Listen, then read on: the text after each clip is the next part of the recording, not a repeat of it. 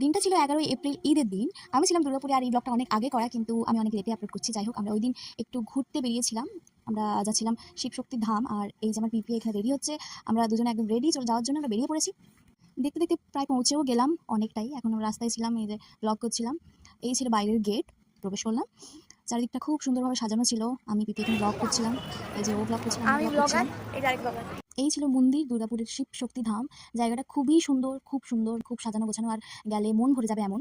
প্রথমবার গেছিলাম আর এই যে ঠাকুর দর্শন করে তারপর এই চারদিকটা একটু ঘুরে বেড়াচ্ছিলাম। তারপর ওখানে পুজো শুরু হয়ে যায়। আমরা পুজোতে বসে পড়ি। সবাই ওখানে বসে গেছিল। কিছুক্ষণ পর পুজো শেষ হয় এবং সবাই দাঁড়িয়ে পড়ে, লাইন দিয়ে দাঁড়িয়ে পড়েছিল ওখানে প্রসাদ নেওয়ার জন্য। আর তার মাঝে আমি এই বাচ্চাটাকে ক্যাপচার করি। দেখো কিরম দুষ্টুমি করছে। যত সন্ধে নামছিল চারিদিকটা যেন আরো সুন্দর হয়ে উঠছিল। ওই দিন ছিল ঈদ আর এই ঈদের চাঁদ খুব সুন্দর। আর ওখানে লাইটিং এতই সুন্দর ছিল, চারিদিকটা আরো সুন্দর হয়ে উঠেছিল।